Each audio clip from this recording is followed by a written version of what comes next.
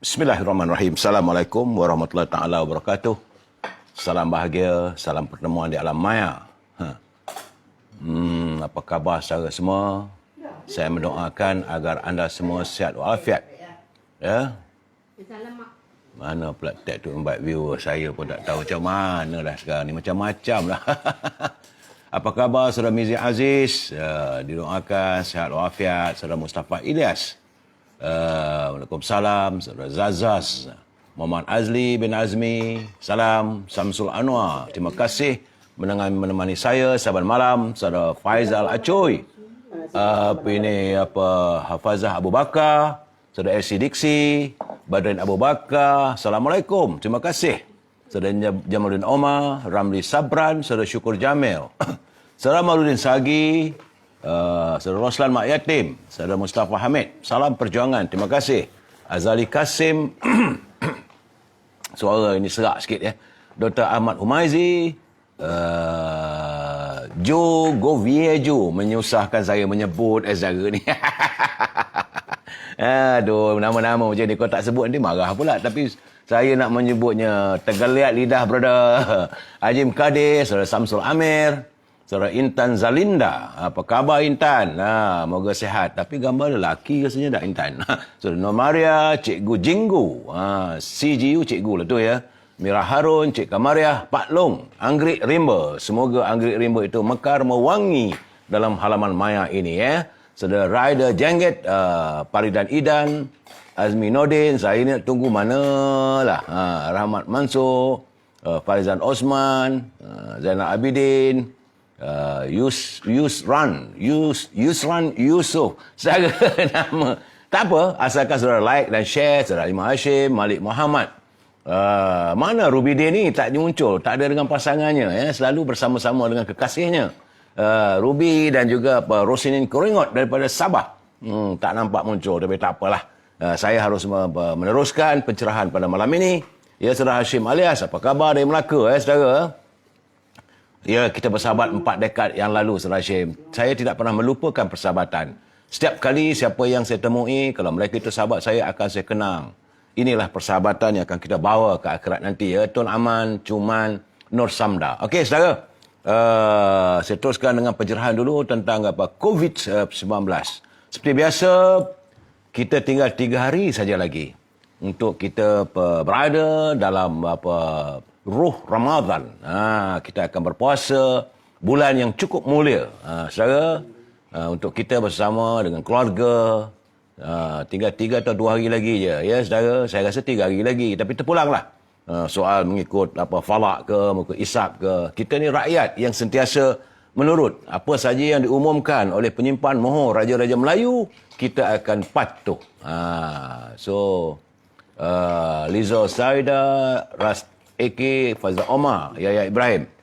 Okey, saudara, hari ini tanggal 11 April, COVID-19. Cuma hari ini agak merunsingkan kerana terdapat penambahan.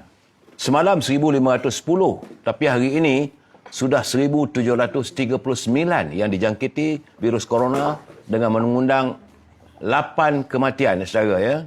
8 kematian jumlah mereka yang terkorban kesan daripada COVID-19 adalah 1,329 orang. Di Sabah, walaupun ada penurunan, tapi masih lagi angka ratusan. Hari ini di Sabah 127, walaupun semalam 131. Jadi 4 orang turun. Dan di Labuan juga ada meningkat daripada 2 kepada 4 orang. Cuma di Sarawak ni, saya risau di Sarawak hari ini terus meningkat. Iaitu daripada 256 kepada 443 orang. Kemudian di Kedah, ada penurunan tapi 40 orang. Cik, awak lagu tu ni, Penang ni. Ni Mami. Mamu. Combi. Awak lah lagu tu, cok. Ni tak ceroy lah, saudara. Sebab Penang semalam 101, hari ni naik balik 113. Berusahalah warga Pulau Pinang untuk cek, jaga no, ni bulan puasa nak main lah ni. Nanti bulan Ramadan tak sebab nak raya duduk hospital. No? Tak ceroy. Di Perak, Alhamdulillah, tapi meningkat.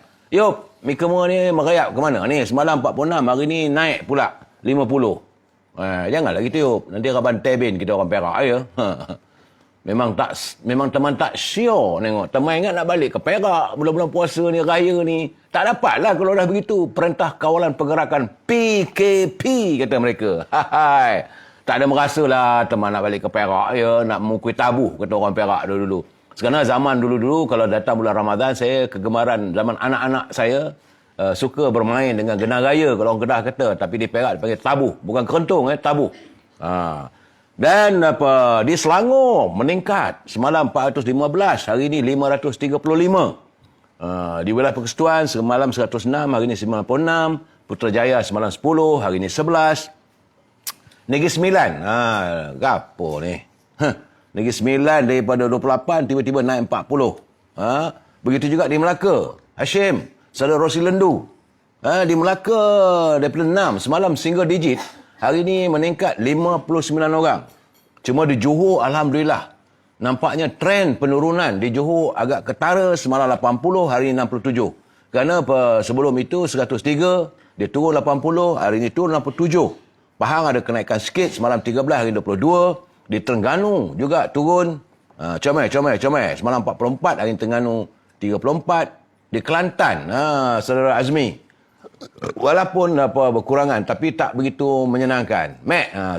Tu dia Ruby Din pun muncul bersama pasangannya. Ruby, lewat sikit hari ni ya. Buat persiapan untuk buka puasa lah tu, untuk menyambut puasa. Maklum sajalah. Orang Sabah apa semua ya. Di Kelantan semalam 171, hari ini turun 98. Masih lagi angka yang tidak begitu baik. Tapi kita ucap tahniah warga Perlis, saudara Pak Nazil. Warga Perlis kembali sifar COVID-19. Ya. Ini berita terkini yang saya dapat daripada Kelantan. Pagi tadi saya dapat dalam kiriman di Kota Baru bahawa saya turut bersimpati kerana warga Kota Baru Bazar Ramadan dan Aidilfitri di seluruh negeri Kelantan dibatalkan. Aduh, macam mana nak berniaga? Semalam kerana susulan COVID-19 negeri itu mencatatkan peningkatan. Pengurusi Jawatankuasa Kerajaan Tempatan, Perumahan dan Kesihatan Negeri, Dr. Izzani Husin, memaklumkan perkara tersebut menerusi Facebooknya hari ini. Jadi orang Kelantan lah, tak ada lah pasal Sungai Buloh, pasal Malai ke, pasal Ramadan. Di Wakaf Cik Ye. Tak ada lah. Nak buat pasal Aidilfitri pun tak ada. Aduh, teman amat bersimpati dengan warga Kelantan. Cik, Mek, Awel, nak buat macam mana? Kerajaan dulu dah kata tutup. Tak ada pasal Ramadan. Pada masa ini, Kelantan juga merekodkan satu kluster baru, iaitu kluster Bandar Baru Kubang Krian, yang membabitkan tempat kerja daerah Tumpat, Bacok dan Kota Baru. Ya, kita bersimpati dengan warga Kelantan yang tidak dapat merasa nikmatnya pasal Ramadan. Saudara? Baik. Itu yang dapat saya laporkan berhubung dengan COVID-19. Jangan lupa e-commerce, saudara. Kalau e-commerce ni lain tak adalah. Saudara, silalah masuk berhubung dengan Azhar untuk mewawarkan produk saudara. Kalau berhubung dengan Azhar, jangan lupa produk ibunya, iaitu rendang tok. Tadi ada 3-4 orang bertanya dengan saya dah pun beritahu. Berhubung dengan Azhar. Azhar 011 330 41241. 011 330 41241. Rendang tok untuk buka puasa, untuk kita bersahur. Rendang tok ni panas saja. Dia tahan lama. Sepanjang bulan puasa boleh buat simpanan. Tak perlu nak cari. Kerana makanan sekarang ni naik. Harga daging, harga ikan di pasar. Jadi kalau yang bekerja tu simpan je rendang tok dalam peti ais, balik rumah panas kan, boleh makan. Ya saudara, boleh makan dengan porridge ataupun kanji. Saya orang Perak makan dengan kanji. Berhubung dengan Azhar 011 330 41241. Ataupun berhubung dengan Siti Farehah 017 711 4300. Untuk mengiklankan produk saudara. Kalau dengan Siti Farehah, jangan lupa dendeng manis Siti Farehah. Juga untuk juadah berbuka puasa ataupun untuk kita bersahur. Dan buah-buahan yang segar. Berhubunglah dengan Syauqi 012 357 5703. 012 357 5703. Ya, Syauqi ni dia banyak simpanannya itu buah tamar ataupun buah kurma. Buah kurma jenis ajwa. Ajwa ni buah tamar kegemaran baginda Rasulullah SAW. Padat. Begitu juga kurma Safawi, Mariami, Medjol. Medjol ni dia besar. Ataupun buah tin. Dia seiring tu. Kurma, buah tin, aprikot kering dan kismis. Itu untuk buka puasa, saudara. Boleh berhubung dengan Syauqi 0123575703. Dan sebagai persiapan, saudara, kita sulami diri saudara untuk minuman tambahan. Ini produk daripada saudara Pini Zul 0199170449. 0199170449. Itu Shopee-nya ialah Toko Jamu Kemaman. Jadi saudara boleh berhubung dengan beliau, banyak dia punya produk. Ya, dan beliau melakukan promosi. Tapi promosinya hanya untuk tinggal 4 hari lagi je. Dia 5 hari je semalam dan tinggal lagi 4 hari. Promosi menyambut Ramadan. Sebab antara yang saya cukup orang kata saya nak bagi pilihan terbaik yang ada, yang saya dah rasa yang sesuai untuk kita bekalan untuk Ramadan ini, iaitu jus khal plus zafran almana untuk detoksin. Ya, kerana jus ini adalah untuk membantu membersihkan usus, melegakan sembelit dan dedah. Sebab kita kalau kita berpuasa ni kadang-kadang kita sukar untuk buang air besar. Ia juga turut membantu mengawal parah asid dalam badan, iaitu gout, membantu mencegah bengkak seperti bisu dan radang. Kerana ekstrak zafran merangsang sel-sel otak dan menguatkan ingatan. Orang puasa ni kadang lupa. Beli kuih di sana tertinggal dalam kereta. Ya. Ia turut membantu mencegah pembentukan batu karang pada pundi air kencing, ginjal dan empedu, dan turut menstabilkan hormon. Ini sesuai untuk wanita yang ada senggugut, gangguan haid dan juga masalah rahim. Kerana dalam jus ini terkumpul ekstraknya adalah kurma, zafran, almana, delima dan madu Arab. Sila berhubung dengan saudara Zul 0199170449. Toko Jamu Kemaman, dia membuat promosinya, beli 2 dapat 1 percuma. Memang produk ni agak mahal saudara, ya. Sebab saya tahu, tapi dia buat promosi sempena menyambut kehadiran bulan Ramadan. Tinggal 4 hari saya lagi. Dia kata 5 hari saja promosi. Itu sahaja e-commerce kita. Baik saudara, salam impian moratorium, kumpulan wang simpanan pekerja. Ingat saudara, belanja tanpa had. Kalau pimpinan negara berbelanja tanpa had, negara akan bankrupt ataupun muflis. Kerana itulah kita harus berbelanja mengikut yang dibenarkan oleh perlembagaan. Dan berdasar pada itulah kita menuntut, kita merayu ke bawah Duli Yang Maha Mulia Tuan Agong supaya segera membuka parlimen untuk dibincangkan supaya ada semak dan imbang. Jika tidak, nanti wang kita berbelanja sebegitu susahlah nak kira macam mana. Akhirnya bila berbelanja tanpa imbangan, tanpa kawalan, akhirnya negara akan berhutang dan terus berhutang, rakyat yang susah. Saudara, tajuk perbincangan kita malam ini agak menarik. Tadi saya dah promosi, ramai yang menulis mengantar, iaitu tajuk saya ialah Quo Vadis UMNO Keadilan. Quo Vadis ini adalah ke arah mana? Ke mana? Jadi saya simpulkan pada Quo Vadis UMNO Keadilan. Ya, saudara, sebelum saya memberi pencerahan, mari kita pantun Pak Nazil daripada Perlis. Apa kata Pak Nazil? Kata Pak Nazil, dari Larut pergi ke Danok, pulang berkunjung ke Tasik Melati. Menjadi Pak Turut memang seronok. Dibelai di Sanjung, menyenang hati. Beliau menyindir pimpinan yang ikut jadi Pak Turut. Terima kasih saudara Kamaldin Kamarudin, saudara Wak Auto Garage. Selamat Hasan, gaponya saudara Selamat Hasan daripada Somban, orang Somban. Kemudian kata Pak Nazir lagi, beli tahu ikan haruan, ikan buntal di siang elok. Sudah tahu sarang tebuan, mengapa gatal tangan menjolok? Ini ceritanya sebenarnya.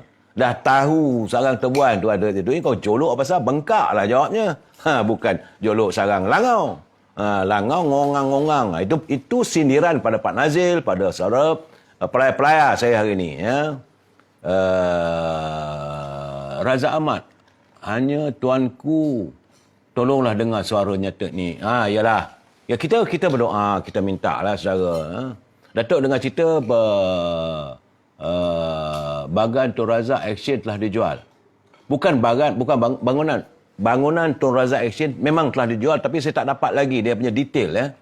Saya tak dapat lagi detail berapa jumlah harganya. Bangunan itu sepatutnya dia Tun Razak Exchange yang dibangunkan oleh 1MDB zaman era Datuk Najib. Supaya sepatutnya nak dijadikan sebagai pusat kewangan dunia. Tapi akhirnya akan dijual kepada orang lain. Begitulah keadaannya. Mereka lain tak ada kerjanya, tahunya nak menjual saja. Menjual hutang. Akhirnya ke mana kita pergi? Jadi saya pulang kepada saudara. Kalau saya dapat, mungkin besok kalau saya dapat pencerahan lagi tentang apa yang sedang berlaku tentang Tun Razak Exchange ini, saya akan jelaskan, saya akan memberi pencerahan. Untuk malam ini saya minta maaf, saya tak boleh dapat memberi pencerahan. Ya, saudara terus like and share ya, saudara jangan lupa. Sebab bila saudara boleh like, saudara share, memberi semangat saya. Dekat puasa ni. Yuk. Sebelum itu saya ingin memberi peringatan bahawa mereka yang menyunting semula live saya ini dan dimasuk ke dalam channel YouTube, maka anda bertanggungjawab di atas setiap suntingan anda dan komen-komen yang diberikan. Kerana saya tidak akan bertanggungjawab langsung ke atas komen-komen yang diberikan oleh pembaca. Jadi sila pastikan anda berfikir panjang terlebih dahulu sebelum menulis, memberi komen ataupun menyunting live saya ini untuk dimasuk ke dalam channel YouTube. Saya tak bertanggungjawab. Tapi kalau ada gambar saya tu Amir Hijaz fan tu, itu saya punya. Sebab saya tak akan potong-potong 10 minit, 5 minit. Sebab bagi saya, dia perlu segmen by segmen. Secara kadang-kadang orang boleh salah anggap. Jadi selalunya admin saya tu, dia akan buat masukkan selepas saya selesai memberi pencerahan melalui Facebook ni. Jadi kalau saudara tertinggal, boleh buka pada YouTube. Layari di YouTube. Admin saya ni dia cergas. Tapi kadang-kadang dia tertidur. Hai. Okey saudara ya, ingat saya, kebajikan didahului, rakyat disantuni. Kita mengharapkan. Jadi saudara yang komen dalam live saya ini, pertama-tama sekali saya minta gunakan bahasa yang baik, jangan mencarut, jangan memaki hamun orang.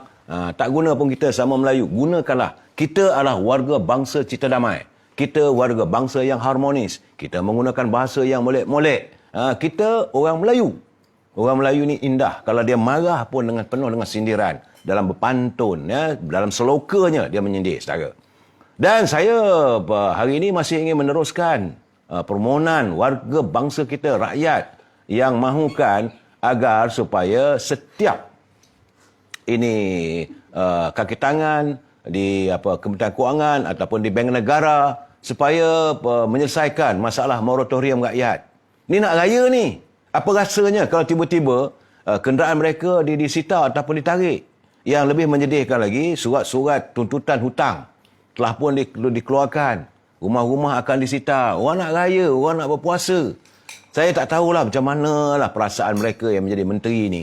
Langsung tak ada keprihatinan langsung kepada rakyat. Begitu juga dengan kumpulan wang simpanan pekerja. Tolonglah, berikanlah perkhidmatan yang terbaik kepada setiap penyimpan. Kerana kena ingat bahawa wang-wang yang terkumpul itu adalah wang mereka. Jadi santunilah setiap penyimpan dalam kumpulan wang simpanan pekerja. Ni bulan puasa, nak raya, baju anak nak beli. Maklum sajalah kita ni, kita tidak matikan budaya kita. Budaya kita sentiasa mekar. Bila datang bulan Ramadan, datang Aidilfitri, suka tak suka pun teringin juga nak berbelanja. Mesti nak buat kuih juga. Tak banyak pun nak cari kuih bangkit ke. Kalau tidak pun lemang ketupat kena ada. Saudara. Sebab itu saya kata carilah rendang tok. Ya. Okey, saudara. Dan saya amat mengharapkan supaya kaki tangan di Kementerian Perdagangan Dalam Negeri dan Haiwan Pengguna. Memanglah nak harapkan menteri anda tak adalah. Biarlah dia bertapa di Sabah tu. Gaji dia besar. Tapi kaki tangan yang berada di Kementerian Perdagangan Dalam Negeri Haiwan Pengguna, tolonglah rakyat. Sila turun ke lapangan, turun ke pasar-pasar. Pastikan harga terkawal. Jangan dibiarkan harga barangan terus naik mencanak. Rakyat dah tak ada duit sekarang ni. Kalau harga barang ni. Jadi akhirnya, rakyat menyambut Ramadan ini dengan lenangan air mata. Anda berdosa. Anda yang berkhidmat di Kementerian Perdagangan Dalam Negeri turut berdosa kerana menyeksa hati dan perasaan rakyat yang terpaksa berlenangan, berendam air mata untuk menyambut kehadiran Ramadan dan kehadiran Aidilfitri. Bagaimana kalau mereka yang punya keluarga, anak, isteri, makanan nak disediakan, baju pakai nak diganti.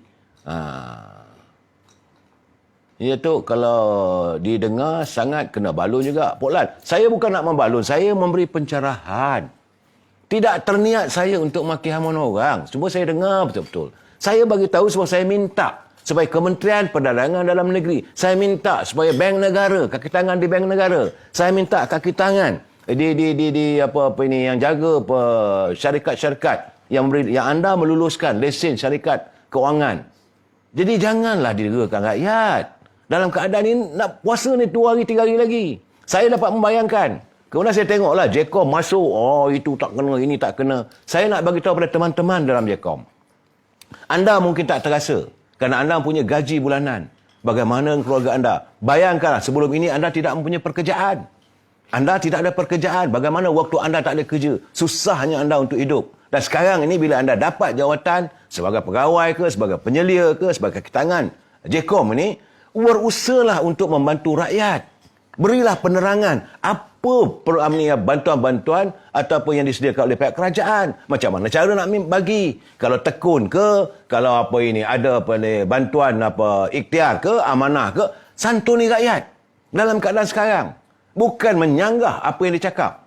Ni daging pun mahal sangat tu, Siti Rohani Talib. Memang betul. Minggu lepas daging RM35 sekilo, hari ini RM39. Ni nak macam rendang macam mana? Ayam macam mana? Seekor ayam kurang sampai RM32. Jawabnya dia besok pergi cari reban orang, tangkap ayam orang pula. Ini bagi mereka yang di kampung okeylah juga. Tapi yang tinggal di Kota Raya Kuala Lumpur, yang tinggal di Johor Bahru, yang tinggal di Pulau Pinang, barang naik. Menteri Kewangan dah confirm dalam parlimen bahawa ianya tidak patut dicukai. Tapi itu cerita pasal ini apa cukai. Ini satu hal lagi. Mereka mengutip cukai, tapi bagi saya tadi saya berbual, saya pergi tadi, saya meninjau tadi, saya turun ke ini apa nama tempatnya dah turun ni, lupa pula ni. Allah, Kenanga Hosei Center. Memang saya lihat ramai warga kita, warga kota berpusu-pusu pergi cari, tapi bila saya lihat mereka, saya terasa hati ini. Bila anak-anak nak minta beli baju, mesti seluar, mak dia kata tak cukup duit nak. Aduh, pedih hati saya bila mendengar ibu menasihati anaknya, nak tak cukup nak beli baju ini. Sedangkan baju tu bukan mahal pun, RM30 je. Di Kenanga Hosei Center tu barang-barang murah. Ya, tapi akhirnya untuk beli itu pun tak cukup. Anak dapat selai baju, tengok satu lagi. Begitulah keadaannya. Saudara Rahim Omar, daging mahal, jangan makan daging. Itu cakap menteri lah tu.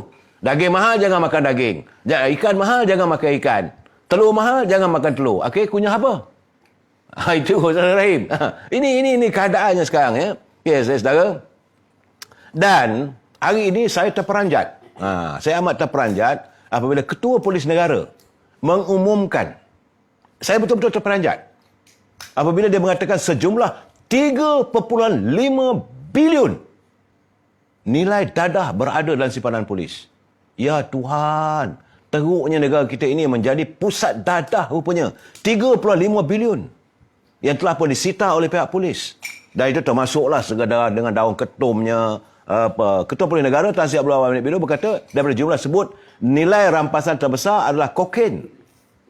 Kokain ini nak ibu kepada nak buat heroin dan sebagainya. Bernilai 25 bilion yang dirampas di Pulau Pinang. Begitu juga bertan saudara, bukan berkilo. Bertan-tan. Shebu. Berbagai jenis pil yang dirampas. Dan tidak termasuk daun ketum. Ya, daun ketum tu mungkin dah kering lah kot. Buat serbuk. Tak, bagi saya melihat rampasan ini bukan kecil. Begitulah keadaannya. Jadi pada anak-anak muda, kena ingatlah, saya bersetuju dengan pandangan Ketua Polis Negara. Dia kata bahawa negara kita, ancaman terbesar negara kita adalah dadah. Memang dari dulu lagi. Zaman saya muda dulu lagi, kita memang menyatakan musuh negara nombor satu adalah dadah. Yang kebanyakan mereka yang jadi penagih data ini adalah warga bangsa saya sendiri. Jangan kita hancurkan masa depan anak bangsa akan datang. Mereka adalah pimpinan masa depan. Mereka adalah calon ketua keluarga.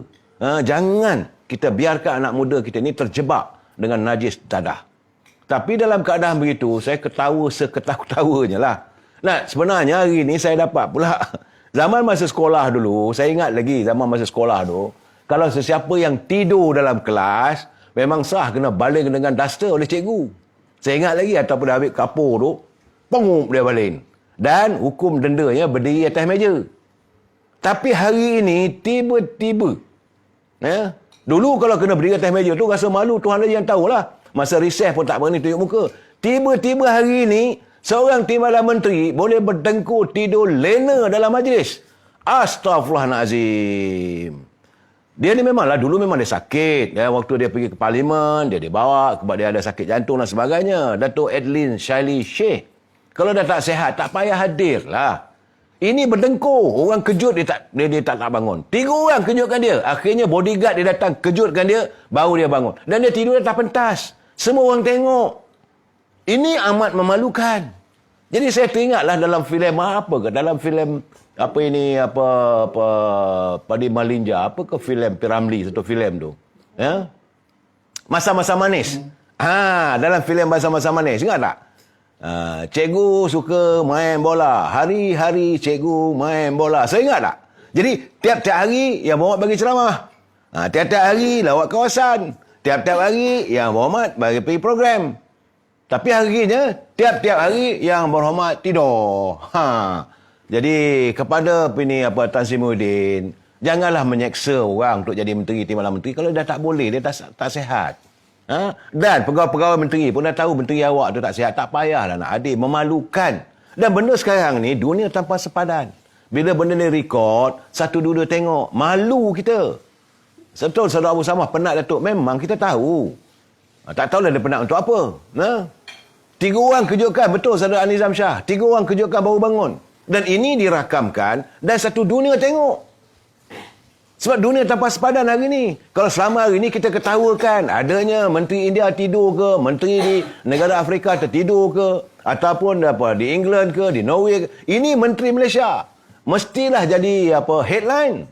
Malaysian Deputy Minister sleep while waiting to give a gift. Aduh, mana nak tak muka. Ya Allah, ya Tuanku. Hei, saya tak tahulah. Segala-galanya sekarang ni dah tonggal langgang.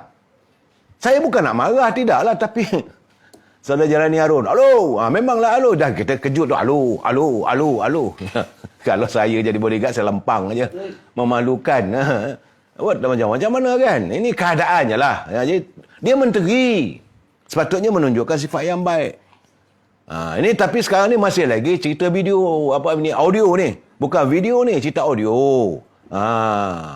Kerana Ketua Polis Negara Tan Sri Amir Badur mengatakan bahawa siasatan akan dibuat. Saya pun hairan.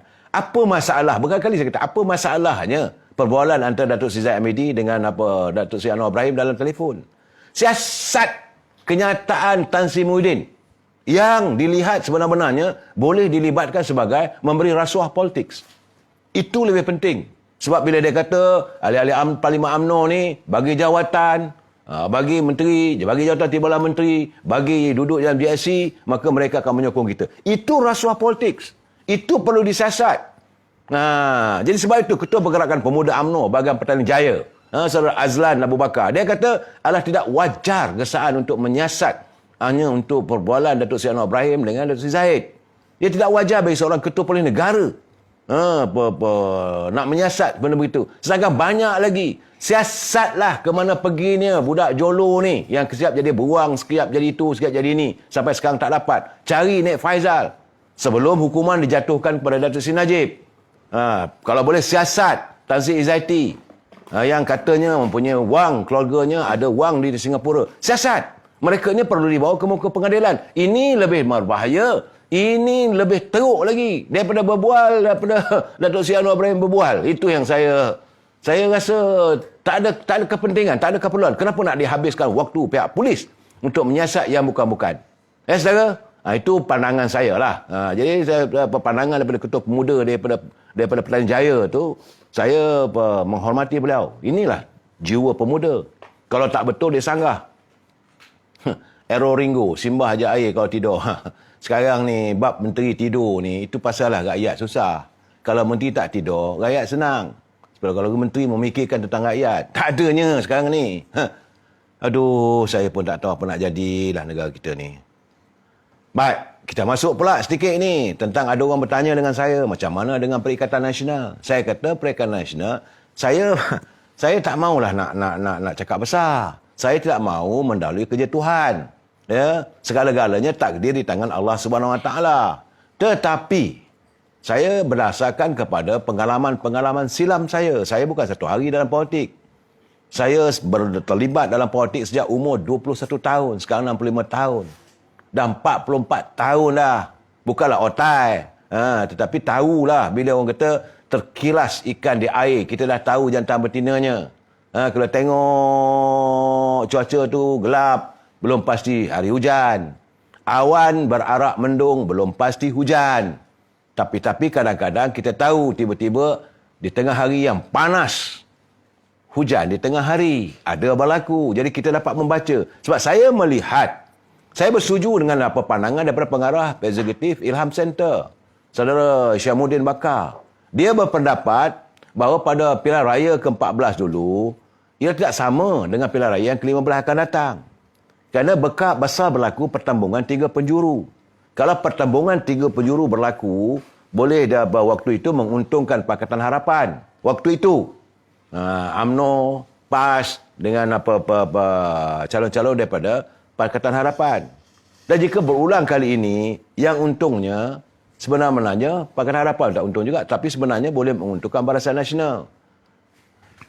Sebab itu saya merasakan bahawa Tan Sri Muhyiddin, berkali-kali saya kata, Tan Sri Muhyiddin tidak akan memanggil pilihan raya selagi dia tidak dapat menawan UMNO.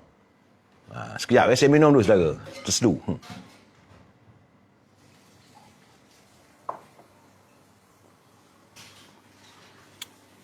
Saudara Sanimus, sudah otai juga, Datuk. Sudah 40 tahun lebih. Saya tidak mahu besar diri, tapi saya bergelumang. Zaman saya dulu, saya melihat pertembungan antara PAS dengan UMNO.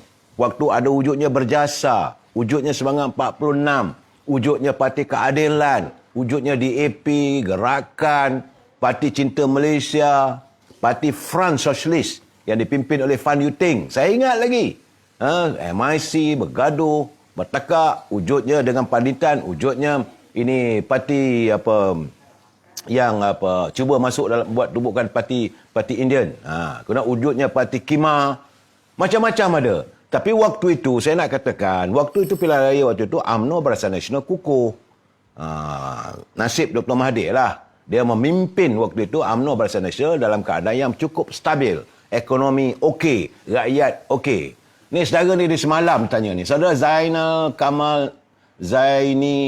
Kamal Zainon. Ya, saudara di semalam lagi saudara mengacau saya. Okey, saudara kata Isa Samad, Tengku Adnan, Aziz Rahim, Najib Razak, semua dah terima hukuman mahkamah, didapat bersalah. So what? So what? Ni yang saya katakan. UMNO tak kisah. Kita menyantuni rule of law, Zaini.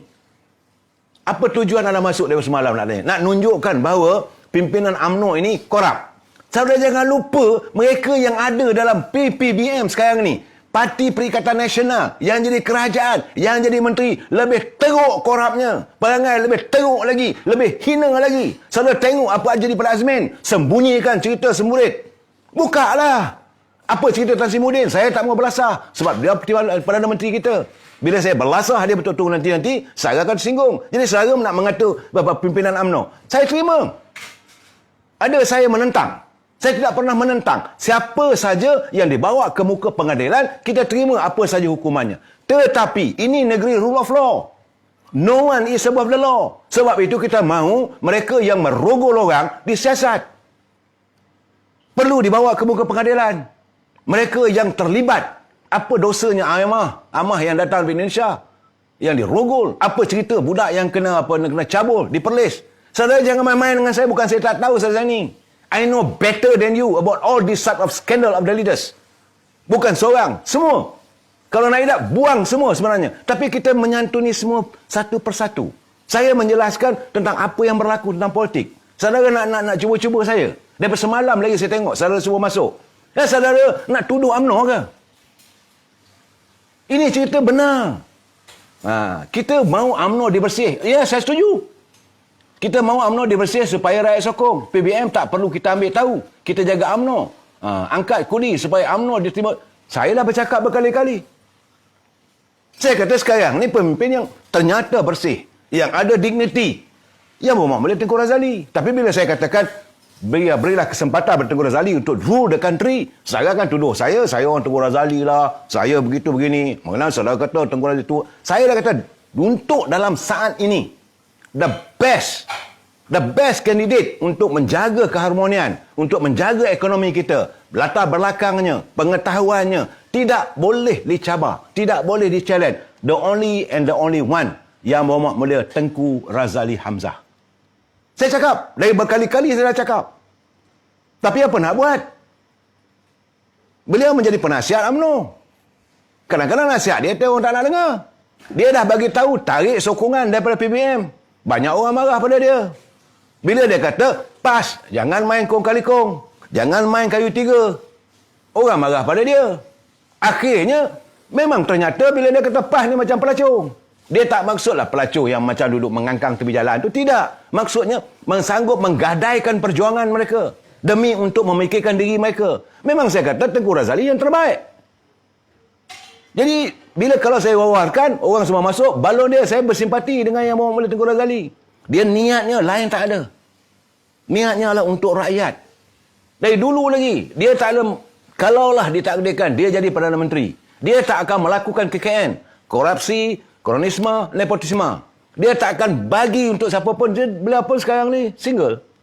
Dan selalu pemikirannya. Cuma kita mengharapkan agar Tuanku segera panggil ini Parlimen. Maka kalau Tan Sri Muhyiddin tidak mendapat cukup sokongan daripada ahli Parlimen, maka Tuanku boleh sebut namakan Tengku Razali. Dan saya berkeyakinan, andainya Yang Berhormat Mulia Tengku Razali dipilih oleh Duli Yang Maha Mulia Pertuan Agong sebagai interim Prime Minister, saya berkeyakinan beliau akan dapat sokongan bukan hanya daripada parti UMNO, tapi beliau juga akan mendapat sokongan daripada parti-parti pembangkang. Sebab mereka tahu sentuhan. Setaga jangan lupa, Yang Berhormat Mulia Tengku Razali mewujudkan Petronas.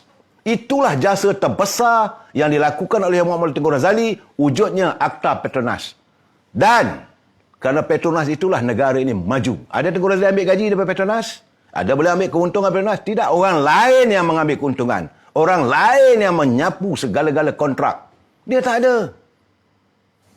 Saya, bukan saya nak cakap apa, memang Tengku Razali yang terbaik. Calon terbaik. Tapi kita tunggulah. Sebab itu saya tak mau berlebih-lebihan. Nanti anda mencerca beliau. Bila anda mencerca beliau, orang yang tak bersalah. Sebab itu saya nak tahu baca buku saya. Rahsia yang terpendam. Macam mana beliau kena main dengan Dr. Mahathir. Datuk Seri Najib lagi terbaik Datuk. No. Datuk Seri Najib adalah timbalan kepada Tengku Razali di Kementerian Kewangan. Orang yang bertanggungjawab mendidik Datuk Seri Najib dalam politik adalah Tengku Razali Hamzah. Apabila kematian ayandanya, almarhum Tun Razak, Tengku Razali minta supaya Tun Hussein On memilih Datuk Seri Najib sebagai calon bertanding di Pekan. Hussein On tak nak. Ini sejarah. Sebab itu anak dia sekarang ni pun tak baik dengan Datuk Seri Najib. Ini sejarah, saudara.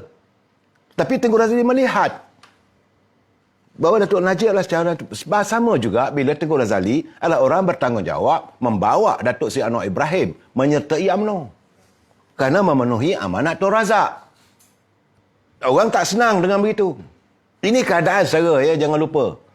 Jadi Rozara, Datuk Seri Anwar Ibrahim macam itu. Memang Datuk Seri Anwar Ibrahim ini Tun Razak minta agar Tengku Razali pergi pujuk, bawa dia masuk dalam UMNO. Akhirnya dah masuk UMNO, naik, dapat jabatan Perdana Menteri apa semua, dah bermasalah dengan Dr. Mahathir. Saya tak mau campur yang itu, sekejap lagi itulah lagi saudara, ya. Jadi saya, saudara Abdul Zaini, saya harap jangan ganggu saya bukan-bukan, jangan kata saya tak tahu. Bukankah saya melupakan? Tidak. Jadi berbalik bab kita dengan pilihan raya lepas.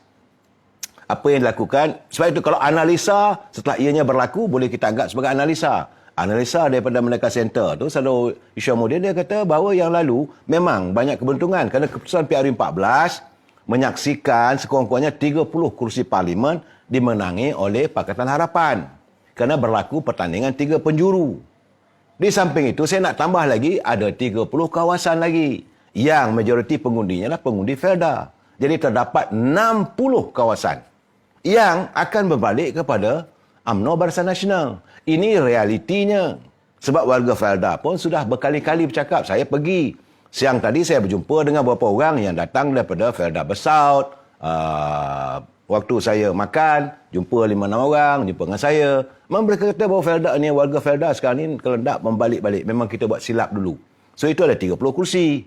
Ya, tapi saya tak boleh nak masukkan, oh ini kemenangan. Tidak. Jadi pembahagian kursi yang akan datang ini, bila adanya tentang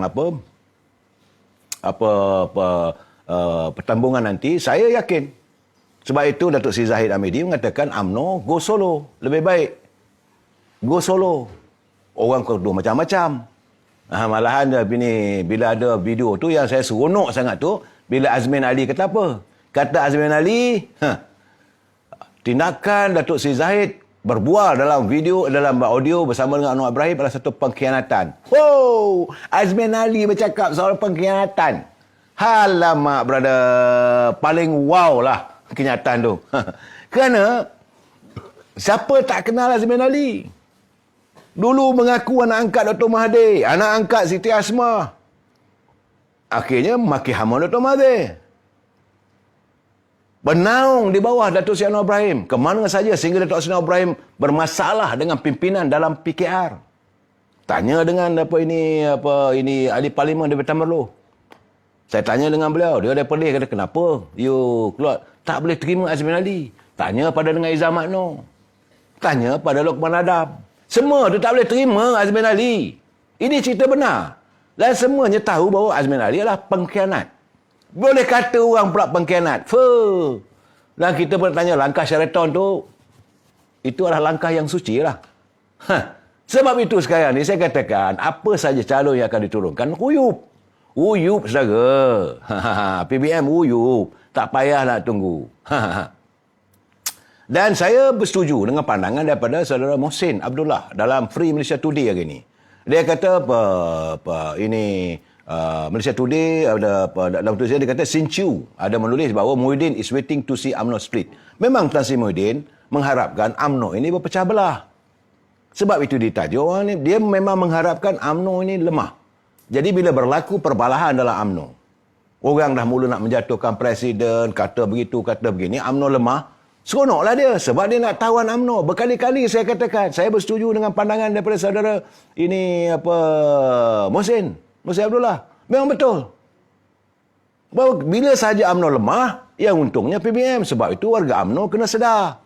Apa saja yang berlaku sekarang ni ada agenda. Mereka-mereka yang menjadi parasit, yang konon-konon jadi ahli UMNO, berada sebagai kluster menteri, mereka memang nak melemahkan UMNO. Sebab itu tuntut supaya wujudkan UMNO 3.0 lah, lawan lah, taja. Saya ketawa. Kenapa saya ketawa? Kerana Menteri Kanan dalam PBM itu, dalam Perikatan Nasional, Dato' Ismail Sabri. Tiba-tiba Isyamuddin pula yang dilantik sebagai calon presiden. Dan timbalan presiden Anwar Musa. Ismail Sabri duduk nombor 3 balik. Apa benda saya kata? Saya tengok kat video saya kata, kalau begitu saya kata baiklah bagi tahu Ismail Sabri itu duduk sebagai majlis tinggi je lah. Nah, ini saya tengok cai-cai yang dah keluar. Besok mungkin saya akan beri pencerahan tentang cai. Sebab bagi saya, apa yang kita lihat hari ini, keterlanjuran yang ada sekarang ni, bertambah teruk. Politik negara sekarang ni bertambah teruk sebab mereka memang nak memecah belahkan untuk UMNO ni. Tapi yang saya paling seronok sekali tadi, bila PAS menegaskan mereka belum bersedia menjalin kerjasama politik dengan Parti Amanah. Ini pun satu hal lagi ni. Sebab naib Presiden PAS, Datuk Muhammad Amar ni Abdullah berkata perbezaan fahaman menjadi punca parti tidak boleh menjalin kerjasama dengan Amanah. Kerana perbezaan pandangan dan fahaman menjadi anda tidak boleh menjalin dengan Amanah. Habis kamu suruh paksa supaya menjalin dengan PBM. Yang kita dikhianati. Aduh, warga PAS. Saya pun tak tahulah. Ini kan saya tengok catatan saudara Zarah daripada Shah Alam. Cantik juga. Dia kata masa PAS berperang dengan UMNO dulu, dia bawa cerita naratifnya Perang Badar. Kemudian, bila PAS bergabung dalam Pakatan Rakyat, dia bawa pula cerita tentang Perjanjian Hudaibiyah. Ini jadi ini. Kemudian, bila PAS bergabung sokong Datuk Seri Najib, dia pula bawa cerita naratif baru, persaudaraan antara Aus dan Khazaraj. Lepas tu, dia tuduh siapa yang tak setuju dengan pergabungan itu sebagai puak Yahudi. Jangan lupa, rekod ada. Kemudian, dia gaduh balik dengan UMNO.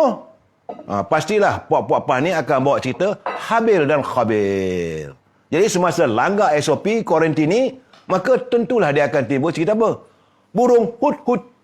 Semasa PAS tak bertanding di PRN Negeri Sabah, kisah perjanjian Hudaibiyah digunakan semula. Apa-apa pun, puak pimpinan PAS ni sentiasa lengkap dan sempurna. Tiada cacat dan cela. Dan tiada kekurangan daripada apa yang dia lakukan. Masa dulu dia kata siapa yang ingin bersama UMNO, berarti orang itu mendengar bisikan syaitan. Sekarang dia berkata bahawa siapa yang tak setuju dengan tindakan bergabung dengan UMNO, mereka itu sebagai pengikut syaitan. Nah, ini keadaannya lah. Sebab itu saya suka apa yang dikatakan oleh Nik Abduh. Nik Abduh ni anak Tuan Guru Nik Aziz. Pimpinan kanan PAS, Nik Muhammad Abduh bin Nik Abdul Aziz. Dia menyifatkan perbuatan mengintip dan mendedahkan rahsia sebagai amalan jahat dan berdosa besar. Dan sebab dia mengulas tentang audio yang tular dikaitkan dengan Presiden UMNO, dengan Presiden PAS, PKR. Nik Abdul kata ia menyamakan perbuatan mereka lah sama dengan kerja iblis dan syaitan yang mencuri berita dari langit sebelum menyebarkan kepada bomo dan tukang sihir. Nik Abdul ni diikut cara Allahyarham Tuan Guru Nik Aziz. Dan walaupun dia bercanggah pendapat dengan pimpinan PAS, mereka membawa jalan yang benar, Islam yang syumul. Saudara, sebab itulah kata Nik Abdul, meskipun intipan semasa perang dibenarkan, sebab dia mengaitkan sejarah Islam, dia kata meskipun intipan semasa perang dibenarkan, namun intipan yang dilakukan ke atas rakyat menggunakan peralatan moden oleh pemerintah pula hanyalah dibenarkan jika membabitkan kemasalahan rakyat. Seperti dalam kes dadah, kongsi gelap dan sebagainya. Bukan orang nak berbual tentang politik dan sebagainya. Ya, saudara? Ya, itulah keadaannya. Dan sekarang ni, kita masuk persoalan yang paling besar. Quo Vadis, UMNO dan PKR. UMNO dan PKR ni sebenarnya adalah dua buah parti yang dikhianati. Datuk Seri Anwar Ibrahim dikhianati oleh Dr. Mahathir. Okey? Sebab dia berjanji. Kalau Pakatan Harapan menang, dia akan jadi Perdana Menteri untuk tempoh 2 tahun. Waktu itu Datuk Seri Anwar Ibrahim berada dalam penjara. Lepas itu mereka menang, Datuk Seri Anwar Ibrahim keluar daripada, dia dibebaskan dari penjara, tunggu 2 tahun, masuk lepas 2 tahun, dah berdalih pula. Sehinggalah timbul langkah Sheraton, maka hancurlah Pakatan Harapan. Begitu juga dengan UMNO. Kerana UMNO, kita baik dengan PBM, Parti Bersatu, parti yang dianggotai oleh Tun Dr. Mahathir dan Tan Sri Muhyiddin. Pun UMNO dikhianati. Dan yang hairannya kenapa kluster menteri ini tak sedar diri. Mereka enak duduk di anjung kuasa. Maka mereka merasakan bahawa dalam apa keadaan mesti dipertahankan. Mereka lupa. Saya menyatakan dalam pilihan raya akan datang, antara UMNO dengan Parti Keadilan ni, dia tidak akan bersantum untuk sebelum pilihan raya. Tetapi, saudara jangan lupa, berapa malam dah saya katakan,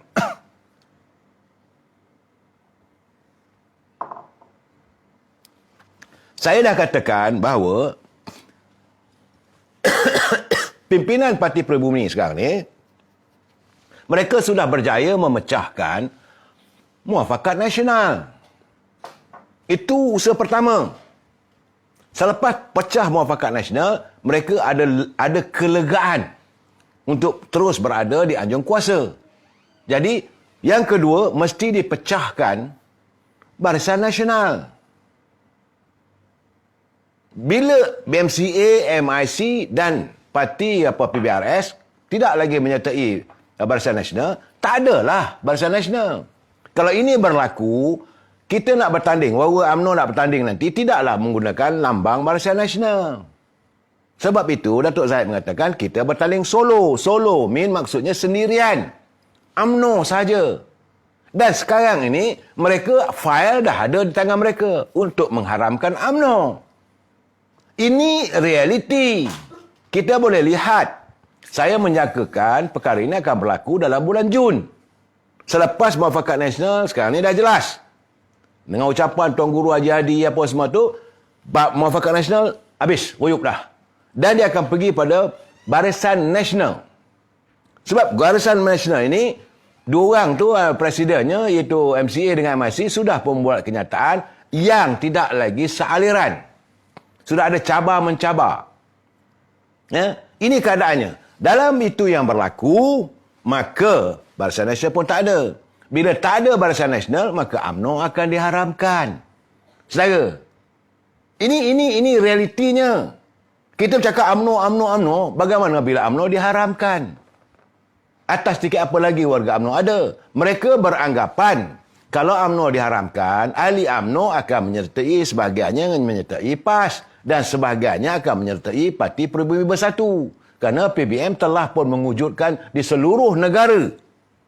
Mereka menggunakan macam-macam. Jangan lupa saya dah terangkan bahawa ada pimpinan PBM mengatakan ketua-ketua bahagian boleh buatlah minta daripada menteri-menteri berunding terus cari projek untuk menjadi wang, nak cari dana politik. Mereka berkuasa sekarang. Okey. Jadi dalam keadaan begitu mereka yakin dengan wang ini warga UMNO akan masuk menyertai PBM. Tapi saya katakan ini tidak akan berlaku. Dalam itu keadaannya, kalau UMNO diharamkan, UMNO tak boleh bertanding menggunakan lambang UMNO. Maka calon-calon UMNO ini tentulah ikut jejak yang pernah mereka lakukan juga. Iaitu bertanding di bawah Parti Keadilan. Saya sudah merisik di kalangan warga Parti Keadilan. Mereka mengatakan untuk pilihan raya kali ini, Keadilan bertanding pun macam UMNO juga, solo. DAP akan bertanding di bawah lambang DAP. Jadi kalau itu berlaku, seandainya UMNO diharamkan, maka warga UMNO bolehlah bertanding di bawah Parti Keadilan. Jadi apakah salahnya Datuk Seri Zahid memulakan satu jaringan untuk berbaik-baik sebagai persiapan? Kalau tidak, kita bertanding solo. Dan bagi sekarang ni, mereka-mereka yang tak suka, tentulah akan memaki hamun Datuk Zahid. Memang tujuannya untuk memusnahkan UMNO. Untuk memecah belahkan, supaya kita dapat UMNO. Warga-warga UMNO diadu domba.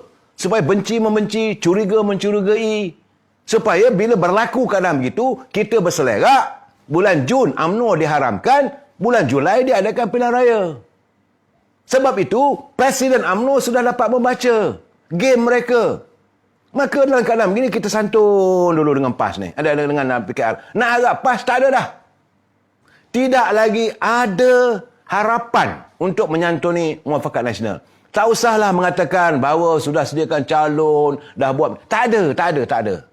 Sebab kenyataan-kenyataan yang diberi. Apa kata Tuan Guru Haji Hadi? Bahawa dia mengatakan bahawa dia tidak boleh bersama dengan UMNO ini kerana UMNO ada jajaran politik baru. Kalau dia buat, okey. PAS boleh bersama dengan PBM. Oh, tak boleh kerana Parti Keadilan ni, PKR ni orang yang rosak akhlak. Tu, Azmin tu. Ini realiti. Kita tak maulah nak cerita pasal buruk, tapi saya melihat dari segi politik. Biar saya bercerita tentang politik. Saya memberi pencerahan kepada saudara. Saudara fikir, bila Muafakat Nasional dah ruyuk. Barisan Nasional dah tak ada. UMNO diharamkan. Ke mana warga UMNO nak pergi? Apakah nak melutut? Itu harapan mereka. Mereka mahu UMNO ni melutut pada Muafakat Nasional. Ini yang diharapkan. Ini keyakinan kluster menteri. Yang ada sekarang ni, menteri-menteri sekarang ni keseronokan. Dan mereka lupa bahawa mereka akan mengalami kekalahan kalau bertanding di bawah tiket Muafakat Nasional atau Perikatan Nasional. Tapi mereka yakin, kononnya, PAS ada kekuatan. Saya kata kekuatan di mana? Sedangkan kalau mengikut, saya ingat dalam 2-3 hari nanti, mungkin bulan puasa, saya ada kelegaan, saya boleh buat kajian, saya akan bentangkan satu persatu, seat by seat. Bagaimana pimpinan, pengaruh Parti Keadilan. Saya rasa kalau keadaan begitu, apa salahnya kita bekerjasama? Apa salahnya? Bukan artinya kita bertanding di bawah, kita menyertai Parti PKR. Tidak. Kalau dulu, bila Parti Pribumi Bersatu tak boleh bertanding menggunakan lambang PBM, mereka bertanding di bawah lambang Keadilan. Tapi dikenal pasti kawasan mereka sejumlah 80 kursi. Mereka cuma menang dalam 13 kursi saja. Jadi kalau keadaan begitu, UMNO tetap akan bertanding sekurang-kurangnya 120 kursi. Duduk bincang dengan keadilan. Kita ada Semenanjung ni, jumlah kursi kita Sabah ada 24. 24 di Sarawak ada 32, 50, 52, 55 atau 56. Dia semua kursi 220. Jadi ada lebih kurang 160. 160 kursi. So UMNO bertanding 90 kursi, 96 kursi. Saya lupa bila Presiden UMNO mengatakan kita akan bertanding sekurang-kurangnya 96 kursi. Timbalan Presiden UMNO, Tok Mat mengatakan kita akan bertanding 96 kursi. Bagi saya ini sudah ada satu bentuk persiapan dan kesediaan. Dan PKR tak kacau pun. Yang bisingnya PAS, yang bisingnya PBM. Dan kita akan bertembung lah nanti. Mungkin akan berlaku pertandingan one by one. Di mana kawasan UMNO bertanding, PKR tak calon. Akan berhadapan dengan calon Perikatan Nasional. Silakan. Ini yang saya lihat akan berlaku. Memang mungkin akan berlaku pertembungan 3 penjuru. Malahan ada pertembungan 4 penjuru. Dalam keadaan begini, saya bagi contoh yang paling jelas. Di Pagoh. Di Pagoh, bertembung 3 penjuru, confirm calon keadilan akan menang. Tapi kalau bertembung 2 penjuru, confirm UMNO boleh menang. Sebab 11,000 tu undi yang diberi kepada Tan Sri Muhyiddin tu datang daripada pengundi-pengundi yang dulu baik dengan PKR. Dan ahli keadilan ada 6,000. Datuk Mat Ismail bertanding dia dapat 16,000. 16,000 campur dengan 18,000, dia ada 34,000. Tan Sri Muhyiddin dapat berapa? Daripada 26 dah tolak 16,000. Tinggallah KL 6,000. Itu gambarannya. Saya bagi contoh. Tapi saya akan datang, saya cuba kupas. Cuma saya nak bagi tahu pada saudara, tak ada masalah kalau kita jajaran baru. Jajaran baru itu bukan artinya kita duduk di bawah mereka, tidak. Lepas habis pilihan raya, tengok siapa yang dominan. Sebab itu saudara tidak mahu mendengar kenyataan Datuk Seri Presiden UMNO. Dia kata yang paling penting, UMNO mesti dominan. UMNO mesti kuat. Bila kita kuat, kita dominan, kita bercampur dengan siapa sahaja pun, kita boleh membentuk kerajaan dengan stabil. Yang paling penting sekarang ni adalah untuk mencari kestabilan politik. Sekarang ni politik yang tak stabil. Nak kata stabil macam mana kalau kerajaan Perikatan Nasional tu, bila-bila masa buat persidangan parlimen, memang tumbang. Kerana asalnya cuma 113. Bila lari aja 3 orang, 4 orang, tumbang. Tapi kalau UMNO menang dalam 70 ke 80 kursi, Parti Keadilan menang dalam 40 ataupun 50 kursi, kita ada 130. Apa nak lagi? Satu kerajaan yang stabil. Kemudian kalaulah DAP kata, kalau gini keadaan kita nak masuk. Kalau kita boleh terima ini gerakan, boleh terima MCA, apa masalahnya? Dan akhirnya menjadi two-third majority. Bila ada two-third majority, kerajaan yang stabil, Prabowo melihat, Malaysia already come back in their political stability. Barulah mereka tentram. Barulah boleh dijana balik segala perundangan, segala akta yang mana tak betul diperbetulkan. Dan jangan lupa, Datuk Seri Anwar Ibrahim adalah satu orang, dia paling pantang dia melihat kekayaan menteri yang luar biasa. Saya dengar waktu dia berbual, dia bercakap dengan kumpulan majlis profesor. Dia kata macam mana kita boleh allow kalau ada menteri, ada bekas menteri, mereka mempunyai kekuasaan, kekayaan yang di luar kemampuan. Mana boleh menteri ada berbilion-bilion? Dan dia akan memerangi. Dan kita tidak mahu melakukan kezaliman. Mereka itu bab keadilan. Tapi UMNO sekarang ni, macam mana nak selamatkan kalau UMNO diharamkan? Sekarang ni memanglah sekarang dikocakkan. Tujuan dikocakkan UMNO ni ke arah untuk mengharamkan. Kerana mereka daripada parti kerajaan. Mereka berada dalam kerajaan. Mereka mengikut naratif yang diwujudkan. Kau bertanding ini. Tiba-tiba saya melihat, kalaulah Ismail Sabri sebagai calon, sebagai presiden, boleh tahan juga. Ada logikanya. Sebab dia sebagai menteri kanan. Ini tidak. Tiba-tiba Hishamuddin Tun On. Orang yang membawa ahli-ahli UMNO supaya menyertai PBM. Zaman Dr. Mahathir dulu. Jangan lupa. Ada ahli parlimen daripada Sabah. Mengaku, saya dipujuk oleh Hishamuddin untuk menyertai PBM. Sebab itu dia tak bertanding apa-apa jawatan. Waktu ada pertandingan dalam UMNO, dia simpan aku di belakang. Dia nak main dari belakang. Dan kali ini ditunjukkan sebagai presiden. Timbalan presiden pula Anwar Musa. Tak habis. Tak lagi mesti Anwar Musa. Ini orang yang ada kepentingan diri. Kemudian ada lagi satu satu cair lagi. Presidennya Khari Jamaluddin. Timbalannya Anwar Musa. Naik presiden, termasuklah Datuk Ismail Sabri. Habis saya kata, Datuk Ismail Sabri ni apa ke mana perginya? Takkanlah labelnya Isyamuddin presiden, Khairi presiden. Apakah dia dengan Anwar Musa? Anwar Musa dah kalah, dah ruyuk. Boleh berada timbalan, dia duduk bawah Anwar Musa.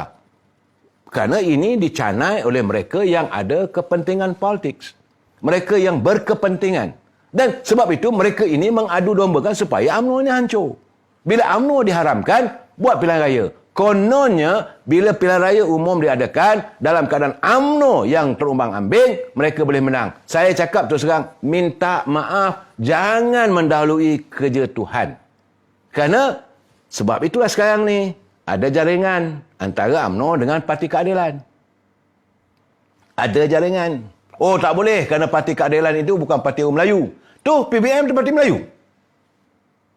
Apakah Parti Peribumi Bersatu itu boleh dianggap sebagai Parti Peribumi?